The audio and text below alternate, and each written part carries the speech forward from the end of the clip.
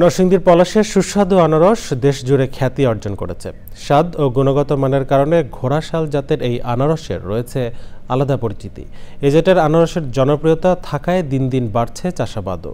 তবে এবছর অনাবৃষ্টিতে ফলন কম হয়েছে। নরসিংদী থেকে সুমন রায় রিপোর্ট। বান্ডেল থাকলে প্রতি সেনমানিতে টাকা বাঁচবে। বিকাশ সেনমানি বান্ডেল কিনে জিতুন প্রতি লেনদেনে। নরসিংদীর পলাশ উপজেলার জিনারদি ইউনিয়নের রাবান এলাকায় দীর্ঘদিন ধরে ঘোড়াশাল জাতের আনারস চাষ হচ্ছে। ঔষধি গুণসম্পন্ন আনারসের চাষ প্রতিনিয়ত বাড়ছে। কৃষি বিভাগের তথ্যমতে এবছর পলাশ উপজেলায় ১৪৫ হেক্টর জমিতে ঘোড়াশাল জাতের আনারসের চাষ হয়েছে। মিষ্টি স্বাদ ও গুণগত মান ভালো হওয়ায় সারা দেশেই রয়েছে ব্যাপক চাহিদা। আনারসটা চাষ করতেছে আমি ৭০ বছর ধরে। এই বছর আনারস হচ্ছে কম, আনারস মোটামুটি মধ্যম তো রয়েছে, দাম ভালোই পাইছি। কোনো সাবা থাকে না মুখে দিলে, এবং অন্য এলাকার চাইতে অনেক সুস্বাদু আমাদের আনারসটা।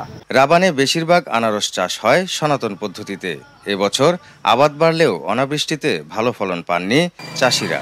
তবে ফলন কম হলেও দাম ভালো পাচ্ছেন কৃষক। উৎপাদনটা অন্য বছরের তুলনায় অনেক কম, এই কারণে আমাদের আনারসটা একটু দাম বেশি, যার কারণে আমরা যারা এই বাগান কিনি, আনারস বিক্রি করি, ব্যবসায়ী যারা আছে, তারা এই বছর ওই রকম সুবিধা না আমাদের।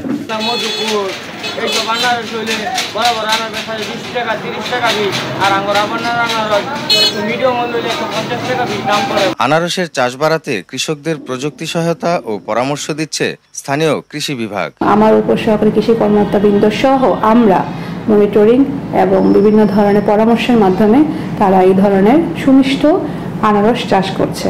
রাবানের এই আনারস চাষে আধুনিক প্রযুক্তির ব্যবহার বাড়াতে পারলে ফলন বাড়ার পাশাপাশি কৃষক লাভবান হবেন বলে মনে করছেন সংশ্লিষ্টরা। নরসিংদী থেকে সুমন রায়, চ্যানেল আই।